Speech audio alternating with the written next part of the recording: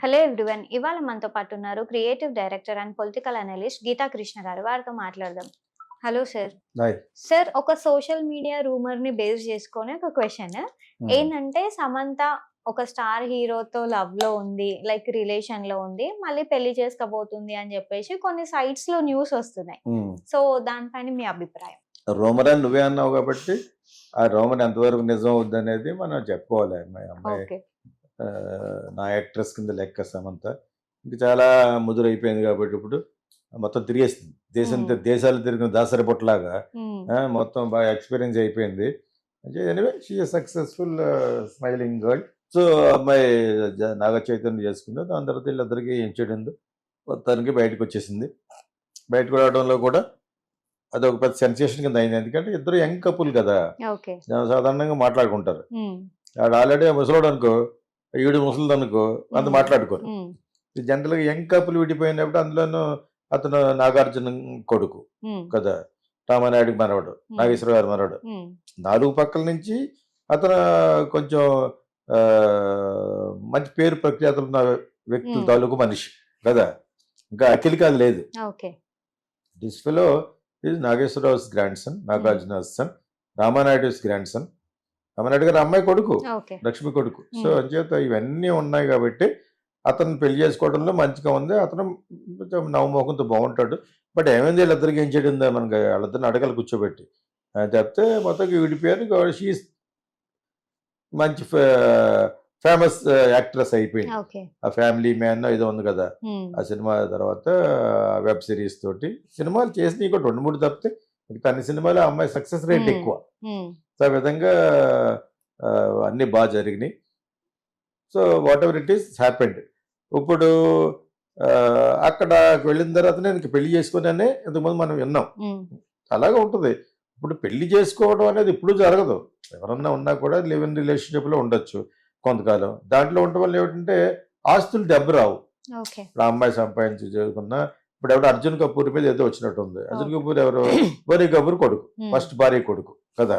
Second భార్య అంటే శ్రీదేవి కూతుళ్ళే వీళ్ళిద్దరు. హ్మ్. ఆ! సో, ఆ విధంగా అబ్బాయి అంతకుముందు ఎవరితో ఉండేవాడు? మలైకార్.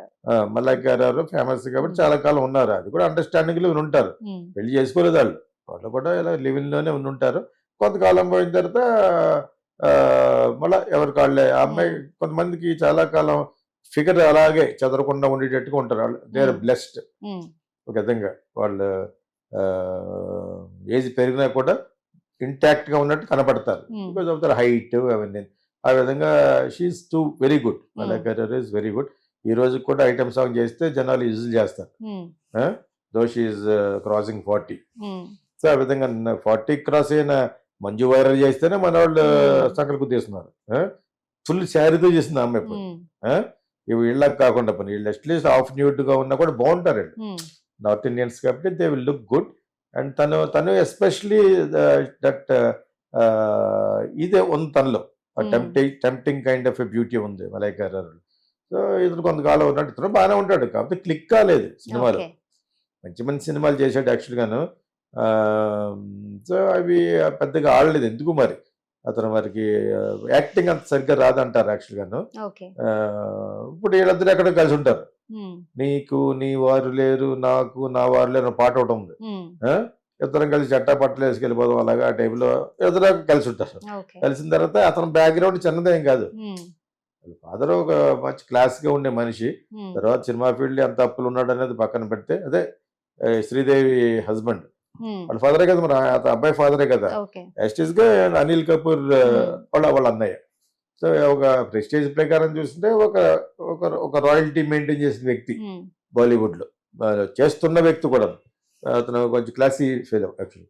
సో, ఆ విధంగా మంచి ఫ్యామిలీ‌ల్లోనే వీళ్ళు ఒక రిలేషన్‌షిప్ పెట్టుకున్నా బానే ఉంటదని అనుకోవచ్చు. కానీ ఈ అమ్మాయికి అన్ని తెలియవు. ఓకే. ఎదిగిపోయింది గానీ పెద్ద బ్యాక్‌గ్రౌండ్‌లో ఏం తెలియవు. ఓకే. దే మెట్ వాళ్ళకెవరు అంటే ఎవరో తెలుసు. హ్మ్. మోడల్స్, టాప్ మోడల్స్ అందరూ ఎవరెవరో తను కూడా మోడలింగ్‌లో ఉంది హ్మ్. కాబట్టి అన్నీ తెలుసు. దాని తర్వాత వాళ్ళు విడిపోయారు. సో, నేను కూడా ఇలాగా విడిపోయానని చెప్పేసి వీళ్ళందరికీ ఎక్కడో కలిసి ఉంటది కరెంట్. హ్మ్. దాన్నే కరెంట్ అంటారు. సో, కలిసిన తర్వాత కలిసుందాం. నిజంగా ఇది రూమర్ అన్నావు కాబట్టి రూమర్ గాని నిజమైతే హ్మ్. ఈ విధంగా వెళ్ళటానికి సమ్మతించొచ్చు. I mean they must have come to kind of agreement. Starting లోనే యూ సెట్ రోమర్ గానే ఉన్నాయి. ఇది రోమర్ నిజమైనా కూడా they may go for live in relation. పెళ్లి ఎందుకు చేసుకుంటారు? పెళ్లి చేసుకున్న అమ్మాయి చెప్పింది, అంత సెన్స్లెస్ గర్ల్ కాదు అమ్మాయి. She's very sensible and intelligent girl. Cricket కాదు, షీఈ్ నాట్ క్రికెట్. ఇది ఏదో స్కిన్ సంబంధించింది ఏదో ఉంది. ఆ ఫస్ట్ మణిరత్నం సినిమా సముద్రం అయితే తీసినప్పుడు చెప్పింది, కడల్ అంటే సముద్రం, కడలేం తీశారు కదా అటల్ ఫ్లాప్. ఆ సినిమా ఏమో చేయకపోవడం మంచిదైంది. సీలో కొంతైనా ఉంటది కదా అనుకుని ఉంటుంది. సెట్ చేస్తారు, కొంత రియల్ గా తీసినా కూడా కొంతమందికి ఇది వస్తుంది అనమాట, ఎలర్జీ ఉంటుంది. కొంతమందికి ఆస్మా ఉన్న వాళ్ళకి కార్పెట్ ఉన్న రూమ్ లోకి వస్తే ఎలర్జీ వస్తూ ఉంటుంది. సో ఆ విధంగా తనకున్న ఆ స్మాల్ డిసీజ్ ఏదో అవరోధం వల్ల కొన్ని సినిమాలు ఆపేసుకుంటాను.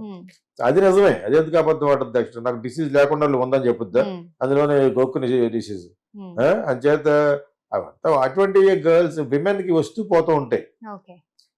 ఇవే జనరల్ గా not for men, this is only for women.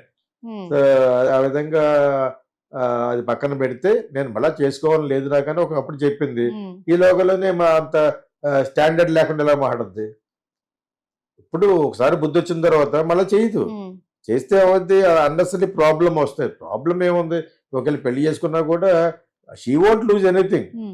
విమెన్కే ఎక్కువ ప్రయారిటీస్ ఉన్నాయి. ఇంకా అతనికి ఏమన్నా ఉంటే అతని అమ్మాయికి ఇవ్వాలి. ఇప్పుడు అవేమి లేకుండానే చేసుకోవచ్చు. అసలు నేను విన్నది ఏంటంటే నాగ చైతన్యాన్ని చేసుకున్నప్పుడే ఇవేమి లేకుండానే చేసుకుందట. దాని సంతకం కూడా పెట్టచ్చు. డివోర్స్ ఇచ్చినప్పుడు ఈ అమ్మాయి లేడీస్ కి వస్తుంది కదా భరణం కింద, అవి కూడా వద్దన్నట్టుగానే అందరూ టేక్. అక్కడ వరకు నేను ఐ కెన్ బిలీవ్. నీకు ఒకవేళ మనకి ఇష్టం లేకపోతే దే కెన్ మ్యారీ సంబడి అని లెవెల్లోనే ముందు జనరల్గా ఇవి నిలబడవు.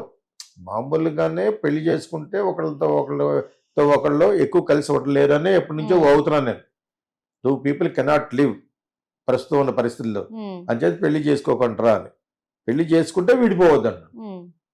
అదేంటంటే అవును, పెళ్లి చేసుకున్న తర్వాత అడ్జస్ట్ మెంటాలిటీ అయిపోండి.